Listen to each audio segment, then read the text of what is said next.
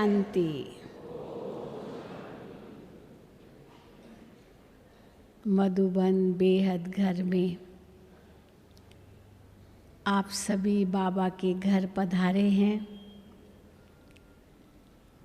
प्यारे बाप दादा से मिलन मनाने के लिए सागर के कंठे पर आए हो।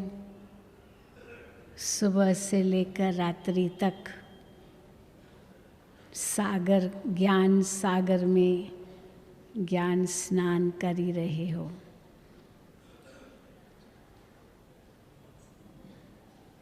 समय को देखकर,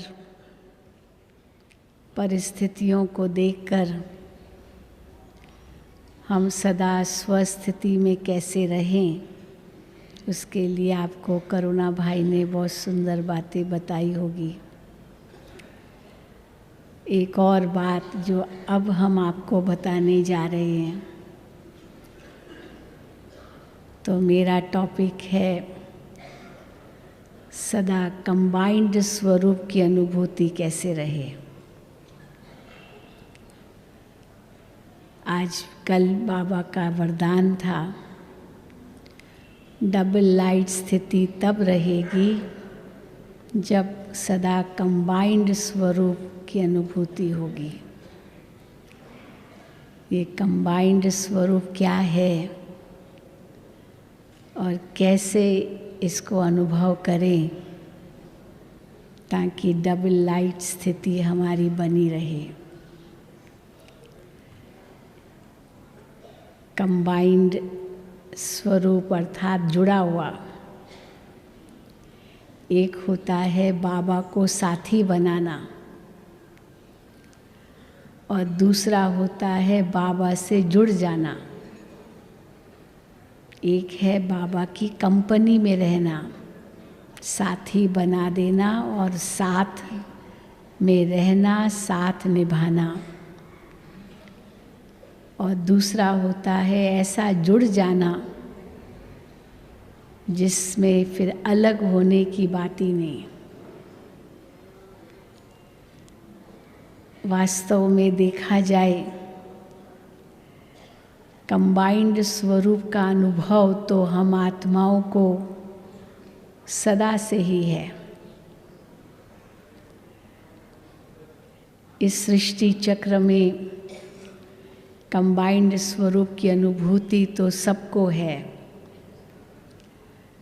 जब बाबा कहते हैं देह और आत्मा, ये भी एक कंबाइंड स्वरूप है। भले अलग अलग हैं, लेकिन आत्मा शरीर के बिना कुछ नहीं कर सकती, शरीर आत्मा के बिना कुछ नहीं कर सकता। जब दोनों का मेल हो तब आत्मा और शरीर के मिलन से या कहो जुड़ जाने से आत्मा कर्म करती है। पर फिर भी कहने में आएगा आत्मा मालिक बन करके शरीर द्वारा कर्म करती है। आत्मा करन करावन हार बन के करती और कराती है शरीर द्वारा। तो ये भी एक कंबाइंड स्वरूप की स्थिति है। और ये तो सतयुग से लेकर के ये कंबाइंड स्वरूप चलता ही आया है। जब परम धाम में आत्मा है तो शरीर के बिना है। तो बाबा कहते हैं वहाँ तो डेड साइलेंस है, शरीर ही नहीं है। आत्मा उस बीज स्थिति में है, सुषुप्त स्थिति में है, न्यारी स्थिति में है। न कर्म है, न फल है, न पाप है, न पुण्य है, न सुख है, न दुख है। एक शांत स्थिति में है। अगर उसको भी जड़ता ही कहें तो कोई बड़ी बात नहीं, गलती नहीं होगी। क्योंकि आत्मा की चेतनता अनुभव ही तब होती जब शरीर में आए, और शरीर में भी चेतनता तब हो जब आत्मा हो। तो हम कह सकते हैं कि ये भी जुड़ा हुआ स्वरूप है।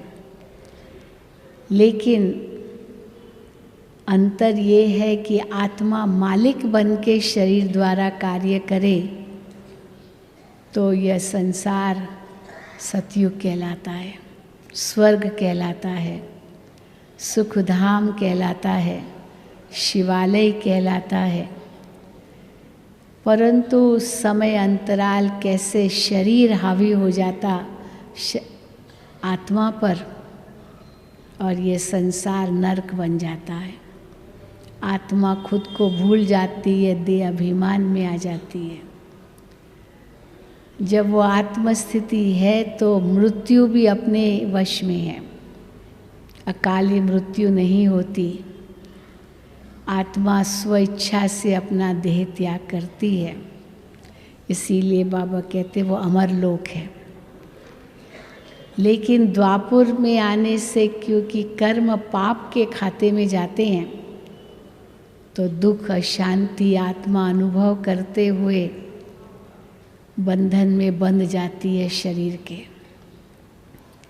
और यही बंधन है जिससे फिर छुड़ाने के लिए बाबा आते हैं और क्या कहते हैं, बच्चे अब अशरीरी बनो, देह को भूलो। इस देह भान ने ही ये सब पाप कर्मों के निमित्त बनाया और देह भान को छोड़कर अब मुझे अपना कंबाइंड रूप मानो, मुझे अपने साथ जोड़ो, मुझे याद करो। तो जैसे वो देह और आत्मा का कंबाइंड स्वरूप है वैसे ये आत्मा और परमात्मा का कंबाइंड स्वरूप है। इसी को बाबा कहते हैं कंबाइंड स्वरूप। बाबा भी कई बार कहते हैं मैं बच्चों के बिना कुछ नहीं कर सकता हूँ, और बच्चे भी कहे कि बाबा के बिना हम कुछ नहीं कर सकते। लेकिन क्या हो जाता है, बच्चे कई बार अभिमान में आकर कहते हैं मैं ही करूँगा, मैं ही करूँगा। बाबा को भूल जाते हैं। भूलने के कारण देह अभिमान के कारण ही भूलते हैं और भूलने के कारण फिर बोझ महसूस करते हैं। तो बाबा कहते हैं बोझ मुझे दे दो, कंबाइंड होकर मुझे बोझ दे दो तो हल्के हो जाओगे। तो कैसे हम हल्के हों वो बाबा ने हमें अनेक बार बताया है। आप कभी भी अपने को अकेला नहीं समझो। दुनिया में तो हम देखते हैं साथ रहना कई बार बड़ा मुश्किल हो जाता है। पहले ज़माने में तो फैमिली सिस्टम में इतना प्यार था, जॉइंट फैमिलीज़ थे, बड़े बड़े सारे परिवार के परिवार एक ही साथ रहते थे। फिर धीरे धीरे न्यूक्लियर फैमिलीज़ होती गई, एक ही बस हम दो हमारे दो बस, और कोई नहीं चाहिए। लेकिन धीरे धीरे हम वो भी देख रहे हैं कि ये भी परिवार भी टूटते जा रहे हैं। परिवार में रहना ये भी एक कंबाइंड रूप है, क्योंकि अकेले तो कुछ भी नहीं कर सकते। अकेले क्या कर सकते, कुछ भी नहीं। खाना चाहिए तो पकाना पड़ेगा, पकाने के लिए लाना पड़ेगा, फिर कोई बेचने वाला चाहिए, कोई उगाने वाला चाहिए, खुद तो सब नहीं करेंगे।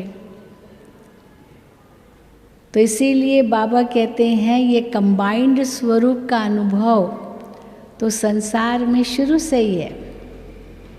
आत्मा शरीर का कंबाइंड स्वरूप, फिर परिवार का कंबाइंड स्वरूप, उसमें भी पति पत्नी जीवन साथी बन जाते हैं, या पत्नी को अर्धांगिनी कहा जाता है। इसलिए कई बार शंकर और पार्वती को भी अर्धनारेश्वर के रूप में दिखाते हैं, एक तरफ शंकर और उसी शरीर में दूसरे तरफ पार्वती। तो मानो सदा जुड़े हुए हैं, अर्थात परिवार सदा जुड़ा हुआ है, जीवन साथी बन गए, वो उनसे जुदा नहीं, वो उनसे जुदा नहीं। लक्ष्मी नारायण युगल रूप में थे और जब विवाह होता है तो एक दो से वायदा करते हैं कि हम जीवन भर साथ रहेंगे। ऐसे नहीं 2 साल या 4 साल 8-10 साल साथ रहेंगे, केवल मृत्यु ही हमें एक दो से अलग कर सकता है। तो इतना साथ निभाने का एक प्रण लेते हैं। तो सतयुग में तो वो प्रतिज्ञा बहुत काम आती है और परिवार इतने जुड़े हुए होते हैं, शरीर और आत्मा का भी संबंध इतना गहरा तो होता ही है, पर बिना आत्मा की आज्ञा के या आज्ञा बिना आत्मा ऐसे शरीर छोड़ेगी भी नहीं। हिसाब किताब पूरा होगा, पूरी आयु होगी और स्व इच्छा से आत्मा देह छोड़ेगी। तो जो सतयुग का सिस्टम, आत्मा और शरीर का संबंध, स्त्री और पुरुष का संबंध, ये अनादि काल का जो एक कंबाइंड रूप है, वो तो इस संसार में चलता आया है और इसी से ये संसार आगे बढ़ा है। लेकिन जब हम कलयुग अंत में आते हैं तो देखा गया है कि एक और दे अभिमान चरम स्वरूप पर, दूसरी ओर परिवार का सिस्टम खत्म होता जा रहा है। वो जो जुड़े रहना, एक दो के वफादार बन कर के, वो भी खत्म होता जा रहा है। और आज कलयुग अंत की ये स्थिति आ गई है कि किसी पर भी कोई विश्वास नहीं है। एक तीसरा संबंध भी आता है जिसमें सदा जुड़े रहते हैं पुरुष और प्रकृति, आत्मा और शरीर, ये भी ठीक है, लेकिन पुरुष और प्रकृति, इनका भी सदा ही साथ रहा है। और उस पुरुष और प्रकृति के संबंध में पुरुष मालिक बनकर के प्रकृति को अपना साथी बनाता है और प्रकृति के द्वारा कार्य करता है। प्रकृति अधीन हो जाती है, पुरुष मालिक बनता है। लेकिन जैसे द्वापर कलयुग आता है तो पुरुष प्रकृति के अधीन हो जाता है, आत्मा खुद को भूल जाती है। और इस समय वो स्थिति बन गई है सारे संसार में, जबकि कोई भी नियम जो होना चाहिए प्रकृति पुरुष का या स्त्री पति का या आत्मा शरीर का, वो नहीं रहा। जब सब नियम टूट जाते हैं, सब संबंध बंधन में बदल जाते हैं, जब दुख चारों ओर इतना चरम स्वरूप को प्राप्त कर लेता है, तब बाबा आकर के सबको फिर से ठीक कर लेता है। और कैसे ठीक करता है? कहता है सब संबंध अब मेरे से जोड़ो। जिसको तो मेरा मेरा मेरा मेरा कहते आए, अब वो मेरा नहीं रहा, वो पराया है। इसीलिए मेरा तो बस एक शिव बाबा, दूसरा न कोई। ये देह भी मेरी नहीं है और देह से जुड़ी हुई जो भी बातें हैं, व्यक्ति वस्तु वैभव, कुछ भी मेरा नहीं है। तो ये निश्चय इतना पक्का हो, क्योंकि कभी भी ये छूट सकता है। ऐसे तो नहीं जो सतयुग की तरह की 150 साल की आयु चलेगी, फिर आत्मा स्व इच्छा से शरीर छोड़ेगी, ऐसे भी नहीं। ये भी नहीं होगा कि हाँ कलयुग में कि भाई कोई चोरी नहीं करेगा, कोई खून नहीं करेगा, कोई डाका नहीं डालेगा, कोई हमारा लूट नहीं लेगा। हाँ, सतयुग में तो ये सब कुछ होता ही नहीं। और इस समय कुछ भी कभी भी कहाँ भी हो सकता है, सब नियमों के विरुद्ध। जो आज हम देख रहे हैं संसार की हालत, जिसको बाबा ने आज भी मुरली में कहा कि कैसे ये धन चाहे कितना भी जमा करते, 1 सेकंड में सब खत्म, वो धोखा दे देता है। तो सब कुछ धोखा दे सकता है इस कलयुगी दुनिया में। इसीलिए बाबा कहते हैं सब कुछ भूलो और मेरे साथ सर्व संबंध जोड़ो, क्योंकि मैं ही तुम बच्चों का उद्धार कर सकता हूँ। न व्यक्ति कर सकता है, न वस्तु कर सकता है, न वैभव कर सकता है। संसार की कोई भी चीज़ आपका उद्धार नहीं कर सकती, आपको साथ नहीं दे सकती, आपको अपना नहीं बना सकती, न आप उसको बना पाएंगे। तो एक ही युक्ति है बस, वो है मेरा बाबा। एक बाबा, दूसरा न कोई। जिसको पाना था वो पा लिया, अब और कुछ पाने की दरकार ही नहीं। ये जब स्थिति बनती है तब हम आत्माएं सुरक्षित हो जाती है फिर से, वरना कोई सुरक्षा नहीं, किसी भी बात की सुरक्षा नहीं। तो वो तो विस्तार क्या करे, वो सब अनुभवी है। लेकिन कैसे बाबा को सदा हम कंबाइंड बना के रखें, हर वक्त मेरे साथ है, मेरे साथ जुड़ा हुआ है। ये मेरा हाथ उठ रहा है, ये मेरा हाथ उठ रहा है, पर साथ साथ बाबा का भी हाथ उठ रहा है, क्योंकि बाबा मेरे साथ जुड़ा हुआ है। कोई चीज़ जुड़ी हुई है तो एक जाएगी तो दूसरी भी तो उसके साथ ही जाएगी ना। बीच में एक किस्सा आया था, एक सच्ची घटना भी है, बहुत ऐसे हुआ होगा, लेकिन एक जो बहुत ही प्रख्यात हो गई कि 2 लड़कियां थी, बहनें थी, तो वो जुड़वी तो थी, पर हो सकता है गर्भ में दोनों हो और एक पैदा होता है, फिर 2 मिनट के बाद दूसरा पैदा होता है, उस रूप में तो जुड़वी होती है, ट्विन्स। लेकिन कई बार ऐसे होता है कि गर्भ में ऐसे जुड़ जाते हैं कि ऐसे नहीं एक निकले उसके थोड़े समय के बाद दूसरा गर्भ से निकले, साथ में ही निकालना पड़ता है। तो एक मिसाल है कि ईरान की 2 बहनें थी, उनका शरीर अलग था लेकिन यह सिर से जुड़ी हुई थी। आप लोगों ने उस समय की न्यूज़ सुनी होगी, तो सिर से जुड़ी हुई थी, क्योंकि दोनों का जो ब्रेन था, मस्तिष्क था, उनकी जो खून की नस थी वो एक ही थी, जो मेन नस वो एक ही थी, और इसीलिए वो एक दो से इतनी जुड़ी हुई थी कि वो अलग नहीं हो पा रही थी, केवल सिर से, बाकी सब अलग। आत्मा भी तो अलग ही थी, क्योंकि दोनों के संस्कारों में रात दिन का अंतर था। एक को वकालत पसंद थी, दूसरे को शायद आर्टिस्ट थी, वो पेंटिंग पसंद थी। मानो कि संस्कार भी अलग, स्वभाव अलग, लेकिन ऐसे जुड़े हुए थे कि एक जो करता दूसरे को फॉलो करना पड़ता था, क्योंकि अलग तो हो ही नहीं सकते। अगर एक को नींद आ रही है, दूसरे को नहीं आ रही है, पर क्योंकि एक को आ रही है तो दूसरे को साथ में सोना ही पड़े। एक को भूख लग रही है, दूसरे को भूख नहीं लग रही है, तो भी दूसरे को जाना ही पड़े, क्योंकि एक को भूख लग रही है। एक को कहीं जाना है तो दूसरे को जाना ही पड़े, क्योंकि एक को फॉलो ही करना है, वो अलग तो हो ही नहीं सकते।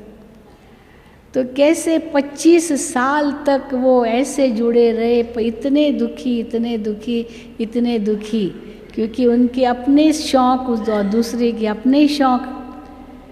तो बहुत डॉक्टर्स को दिखाया, आखिर कोई माने नहीं ऑपरेशन करके, क्योंकि नस एक ही है, ब्लड वेसल एक, जो सारा सप्लाई बॉडी को कर रही है या हार्ट के साथ जुड़ा हुआ है।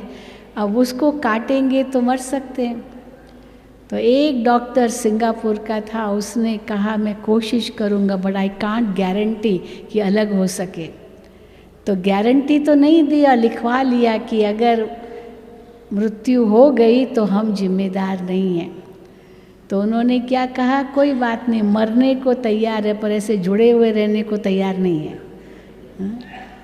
तो आखिर ऑपरेशन किया, परंतु बहुत कोशिश की डॉक्टरों ने बचाने की, पर एक की तो उसी वक्त थिएटर में ही मृत्यु हो गई, क्योंकि दोनों साथ में ही होंगे, थिएटर में होंगे, क्योंकि दोनों की नस को अलग करना है।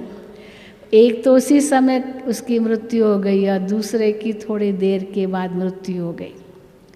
तो देखो, हाँ, वो जुड़े रहना नहीं चाहते थे, क्योंकि आत्मा तो इंडिपेंडेंट है ही ना, तो दूसरी डिपेंडेंट हो गई तो बहुत दुखी हो गए। लेकिन इस संगम पर जो बाबा के साथ हम कंबाइंड स्वरूप में रहते हैं, उसमें जितना सुख है उतना और किसी के साथ जुड़े हुए रहने में या जोड़ी बनने में भी इतना सुख नहीं है। क्यों नहीं है? हाँ, उसके कारण भी बहुत है। एक तो कौन किसके साथ में जुड़ा हुआ हूँ? जो सर्वशक्तिवान है। इस समय आत्मा तो कमज़ोर है, परमात्मा सर्वशक्तिवान है। और बाबा कहते सारा बोझ मुझे दे दो। हाँ, अगर दोनों जुड़े हुए हैं, एक बोझ नहीं उठा सकता, दूसरा तो उठा लेगा सहज ही, तो उसके लिए हल्का हो जाएगा। तो जब बाबा कहते मुझे यूज़ करो, मुझे बोझ दे दो, इसका मतलब ऐसे सदा जुड़े हुए रहो जो कभी आप ये न समझो कि मैं अकेला कर रहा हूँ। वहाँ तो शरीर दो है, यहाँ तो बाबा को भी शरीर नहीं है और वैसे भी आत्मा को भी कोई शरीर नहीं है, ये तो शरीर बाद में मिला है। आत्मा और परमात्मा दोनों ही अनादि अविनाशी है। आत्मा को न कोई स्थूल चीज़ चाहिए, न परमात्मा को चाहिए कोई स्थूल चीज़। दोनों ही अति सूक्ष्म है, दोनों ही निराकार स्वरूप है। भले शरीर आत्मा ने धारण किया है, लेकिन इस शरीर को भी हमें भूलना है, कर्म भी करना है, छोड़ना भी कुछ नहीं है, घर गृहस्थ में भी रहना है, व्यवहार भी संभालना है, जिम्मेदारियां भी निभानी हैं। सब कुछ करते हुए केवल एक बाबा को अपना साथी बनाना है, बाकी सब तोड़ निभाना है। कोई कहे कि ये तो बड़ा मुश्किल है, पर बाबा ने आज कहा कोई मुश्किल नहीं, इतना ही सहज है। इसलिए कई कहते याद मुश्किल है, क्योंकि इतनी सारी बातें बुद्धि में आती है तो याद कैसे करे बाबा को। और बाबा कहते हैं कि लगन में मगन हो जाओ तो सब सहज हो जाए। लगन में मगन नहीं होते, इसीलिए सहज अनुभव नहीं होता। और लगन में मगन क्यों नहीं होते? क्योंकि जो बाबा से सच्ची प्रीत चाहिए उतनी नहीं है। तो जुड़े हुए रहना, साथ रहना, माना उसके लिए प्रीत भी उतनी ही चाहिए। और प्रीत चाहिए उतनी और उसी जैसा बनना है, ये और भी सहज हो जाता है। वहाँ तो वो बहनों को एक दो के साथ जुड़ना क्यों नहीं पसंद था? संस्कार अलग थे और एक दो को फॉलो भी नहीं करना चाहते थे, एक दो के साथ मिल के रहना भी नहीं चाहते थे, एक दो को सहयोग भी नहीं देना चाहते थे। मजबूरी थी, क्योंकि अलग नहीं हो पाते थे, पर बाकी सब अलग था। और यहाँ बाबा कहते इतना प्यार हो बाबा के लिए, हम बाबा को अपने से अलग करें ही नहीं। क्यों करें? हमको फ़ायदा ही फ़ायदा है, न कोई नुकसान नहीं है। औरों को अपने साथ जोड़ा तो नुकसान ही मिला। आत्मा खाली हो गई, खोखली हो गई, कंगाल हो गई, भिखारी बन गई, शक्तिहीन बन गई, सब कुछ खत्म हो गया, सब विनाशी हो गया। कभी भी खत्म हो कोई भरोसा नहीं। लेकिन जो सदा साथ निभाने वाला है, जो कभी हमको अपने से अलग नहीं करेगा, वो अगर मिल जाए, जो कभी हमको छोड़ के नहीं जाएगा, जो सदा ही साथी तो क्या जुड़ा हुआ रहेगा और हर वक्त मदद करेगा, हमको हल्का बना देगा, उनको क्यों छोड़ें? उसमें इतना फायदा हम पहले समझें, और जब फायदा समझेंगे तो फिर हम उसी रूप में अपने आप को ढालेंगे कि हम अकेले नहीं हैं। इसीलिए जब भी अकेलापन महसूस हो, क्योंकि दुनिया में अब वो स्थिति बनती जा रही अकेलेपन की, जिसको हम अपना समझते थे वो धोखा दे रहे हैं। जिसको हमने इतना साथ दिया, इतना दिया, वो आज हमारा भी लूट के ले गया, अपना तो ले आई। क्योंकि ये सब कर्मों अनुसार है, कोई किसी का नहीं है। सतयुग त्रेता में तो इस समय के सत्कर्मों का फल है, इसीलिए इतना सुंदर परिवार गृहस्थ सब कुछ सुंदर है, सब कुछ व्यवस्थित है, प्रकृति भी पूरी साथ है। द्वापुर में भी इतना नहीं था, कलयुग में भी इतना नहीं था जितना अभी, जब कलयुग का पूरा अंत आ गया है। सब कुछ हिल रहा है। इसीलिए बाबा ने हमको कितना समय पहले से ही सावधान कर दिया कि बच्चे सब अचानक होगा, अचानक होगा, इसीलिए एवर रेडी रहो, इसीलिए एवर रेडी रहो। और एवर रेडी सदा रहें, उसके लिए बहुत काल का अभ्यास चाहिए। आज भी बाबा ने कहा जितना यहाँ बहुत काल का अभ्यास होगा शरीरी रहने का, बाप के साथ जुड़े रहने का, उतना वहाँ बहुत काल की प्राप्ति होगी। पर उसके लिए यहाँ बहुत काल चाहिए। और अगर हम सोचते हैं बस अंत में हो जाएगा, अंत में कर लेंगे, वो थोड़ा पीरियड होगा तो प्राप्ति भी उतनी पीरियड की होगी। तो बहुत काल का अभ्यास इसीलिए करना है क्योंकि अचानक होगा। तो अचानक होने लिए एवर रेडी रहना है, क्योंकि बाबा ने ये भी बताया है कि अंतिम पेपर क्या होगा। एक ही क्वेश्चन का पेपर होगा, और वो पेपर क्या होगा, वो क्या क्वेश्चन होगा, नष्टो मोहा स्मृति लब्धा। बस एक क्वेश्चन का पेपर, और वो भी 1 सेकंड का पेपर, और उसमें भी क्वेश्चन क्या होगा, हाँ और ना का जवाब देना होगा। जैसे आज बाबा ने कहा ना, या तो सहज या तो मुश्किल। ये तो नहीं कहेंगे कभी मुश्किल कभी सहज, तीसरा ऑप्शन है ही नहीं, है ही 2 ऑप्शन, येस और नो। कई बार कई प्रश्न होते हैं ना, तो उसमें 3 ऑप्शंस देते हैं, येस, नो और मे बी, येस, नो और या सम टाइम, मतलब कुछ बीच का। लेकिन यहाँ बीच का ऑप्शन है ही नहीं, या तो येस या तो नो, या तो अशरीरी स्थिति और बाबा की याद, या तो अशरीरी नहीं और बाबा की याद नहीं। नष्टो मोहा स्मृति लब्धा, ये दोनों साथ साथ है, एक ही क्वेश्चन है। स्मृति लब्धा है तो नष्टो मोहा है, नष्टो मोहा है तो स्मृति लब्धा है। ये नहीं हो सकता कि नष्टो मोहा है और स्मृति लब्धा नहीं है, ये भी नहीं हो सकता कि स्मृति लब्धा है और नष्टो मोहा नहीं है। तो दोनों एक ही क्वेश्चन में आता है, एक ही आंसर है इसका, या तो यस या तो नो। और 1 सेकंड का उत्तर हाँ या ना, परंतु उसके लिए बहुत काल का अभ्यास। क्यों बहुत काल का अभ्यास? क्योंकि अचानक होगा। दुनिया में जो एग्जामिनेशंस होते हैं, पेपर होते हैं, वो पेपर तो लीक नहीं करते, वो आउट नहीं होता है कि पेपर में क्या क्वेश्चन आएंगे, लेकिन वो पेपर कहाँ होगा, कब होगा, कितने समय का होगा, और बाकी सब आउट होता है। पर क्वेश्चन पेपर क्या है वो पता नहीं होता है। और यहाँ क्वेश्चन पेपर क्या है वो पता है, पर कब होगा, कहाँ होगा, कैसे होगा वो पता नहीं।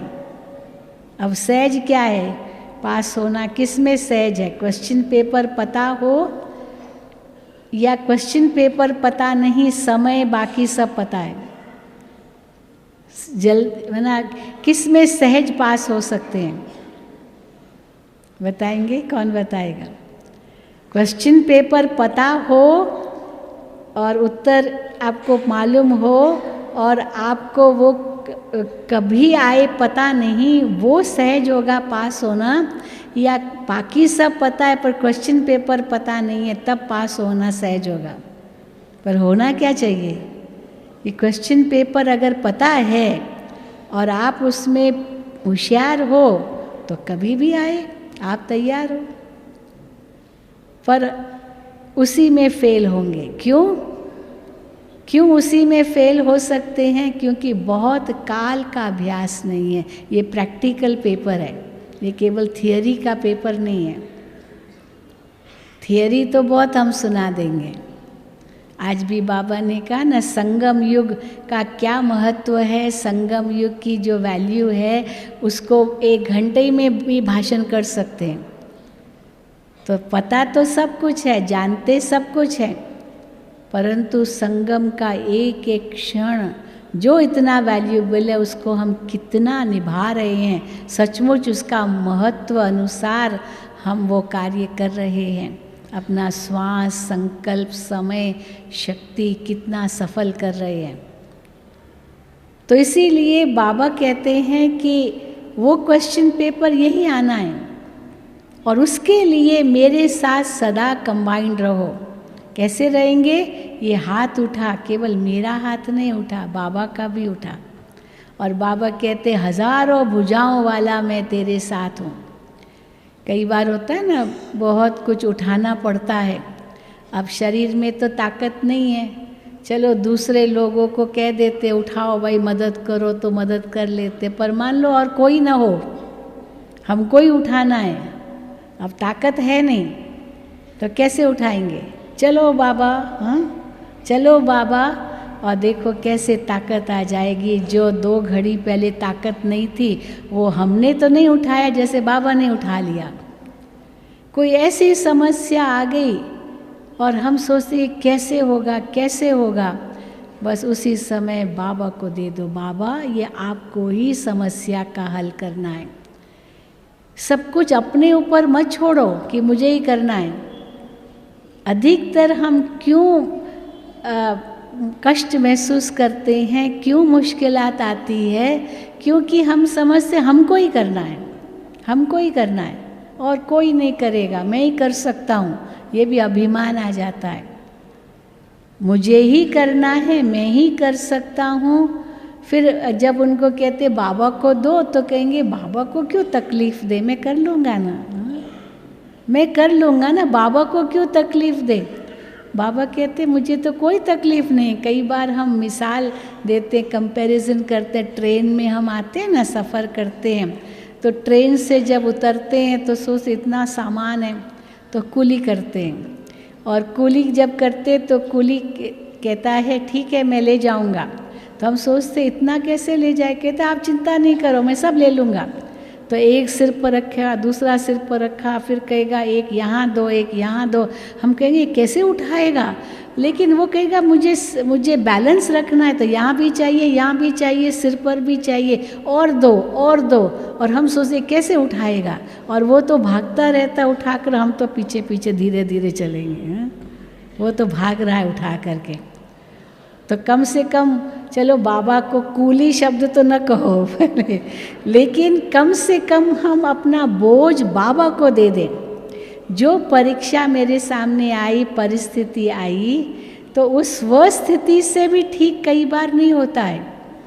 परिस्थिति को स्वस्थिति से ठीक करेंगे, माना वो ज्ञान का मनन चिंतन करे, पर कि कई बार वो ज्ञान का मनन चिंतन भी काम नहीं करता, इतना बोझ लगता है। तो सबसे सहज है, बस एक ही शब्द है बाबा। बाबा I give up. Give up भी करना सीखो, लेट बाबा टेक केयर। बाबा को कहो, और सचमुच हमने देखा है कैसे वो बाबा वो कर लेता है और इतना सहज हो जाता है जो पता भी नहीं चलता। लेकिन हम उस समय बाबा को भूल जाते हैं और बाबा को बार बार कहना पड़ता है, बच्चे यूज़ मी, हाँ यूज़ मी। जैसे हम लोग होता है ना, अभी सफाई रखनी है, सफाई अभियान करना है, तो डस्टबिन्स पड़े हुए हैं, वहाँ लिखा रहता है यूज़ मी, यूज़ मी। भाई उसमें डालो ना, तो हम क्या करते हैं, बाहर ही फेंक देंगे। आदत पड़ी हुई है ऐसे ही फेंकने की। तो यूज मी कह रहा है, फिर भी उसमें नहीं डाल रहे हैं।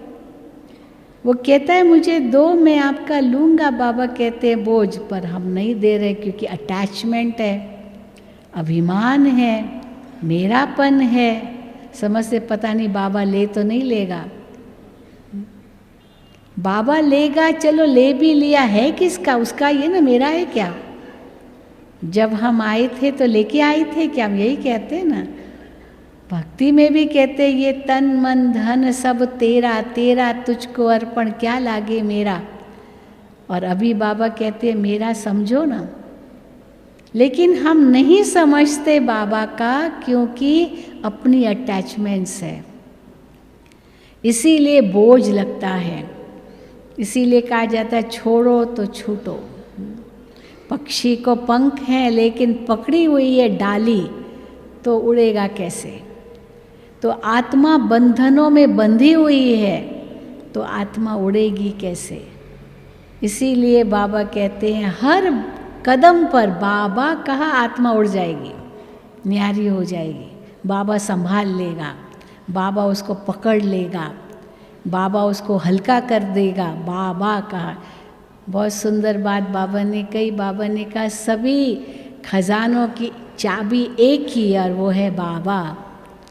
तो खजानों की चाबी बाबा, माना बाबा शब्द में इतनी शक्ति है कि इतनी वो शक्ति आत्मा को आ जाएगी, जो वो कार्य इतना सफल हो जाएगा, पता भी नहीं चलेगा।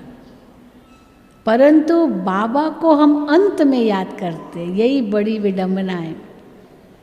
दुनिया में भी हम देखते हैं कि हाँ पहले फलाना मदद करेगा, फलाना मदद करेगा, फलाना मदद करेगा। जब देखते हैं कि अभी सब मदद के दरवाजे बंद हो गए, तब कहेंगे हे भगवान अब आप ही मदद करो हे भगवान अब आप ही मदद करो। तो भगवान को कब याद करते हैं? अंत में, होता है ना। और बाबा क्या कहते हैं?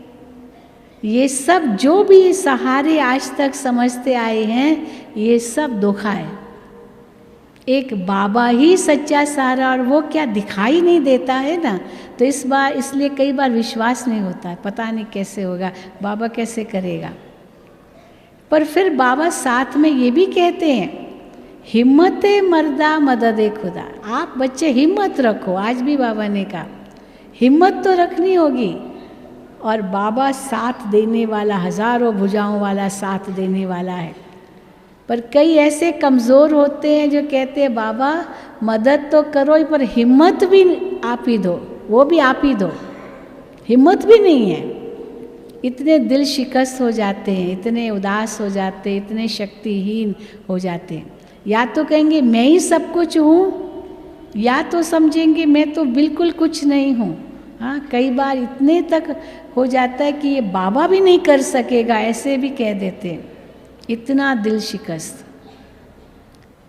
लेकिन आज बाबा ने कहा निश्चय से नशा आएगा, निश्चय आत्मक बुद्धि विजयंती।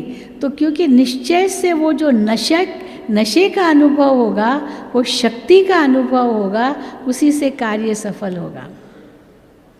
ऐसे नहीं होगा, पता नहीं कैसे होगा, पता नहीं। ये पता नहीं शब्द तो हम लोगों का निकलना ही नहीं चाहिए मुख से। कौन मेरे साथ है? और अगर जुड़ा हुआ है तो वो तो है ही शक्ति स्वरूप। और फिर उन जैसा मुझे बनना है। ये नहीं कि मेरे संस्कार तो अलग है, बाबा के संस्कार अलग है, पर भले अलग थे हैं, पर बनना मुझे उन जैसा है।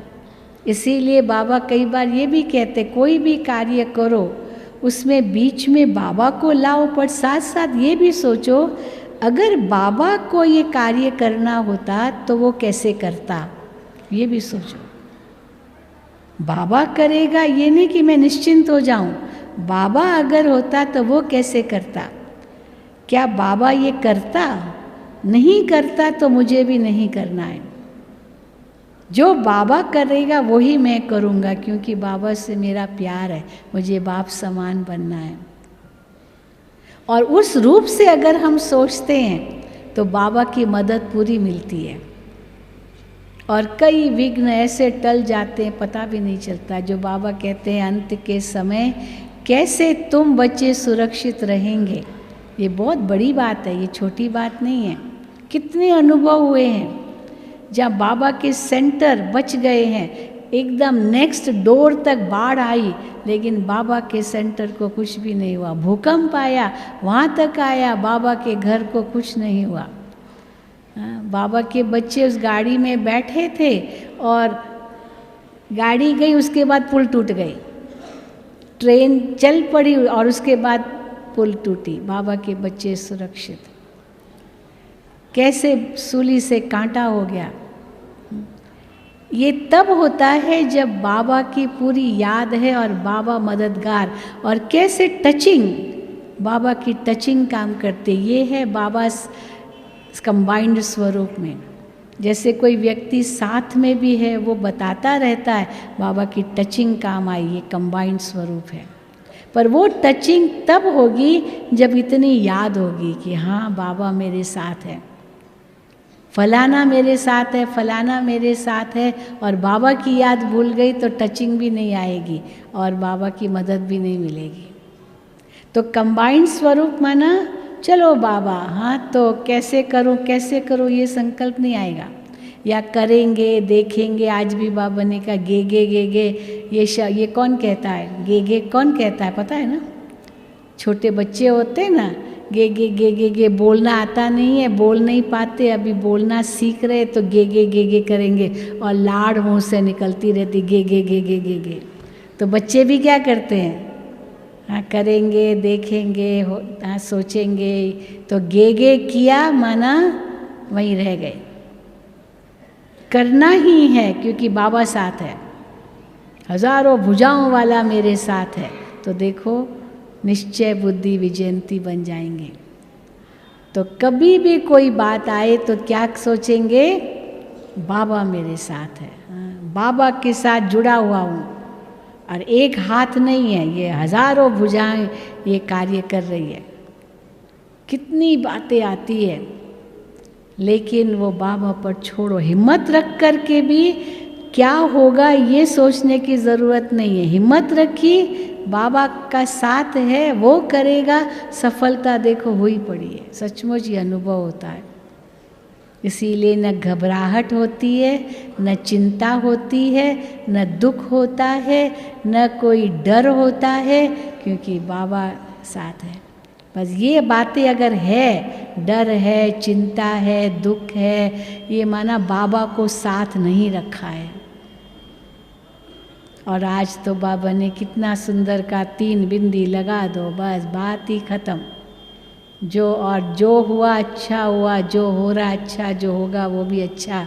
ये इतना 3 बिंदु, ये 3 बिंदु भी है ड्रामा की 3 बिंदु, तो भी आत्मा इतनी अपने अंतर में संतुष्ट रहेगी, सुखी रहेगी, खुश रहेगी, भरपूर रहेगी, सदा हर्षित रहेगी और कभी भी अपने आप को अकेली नहीं समझेगी।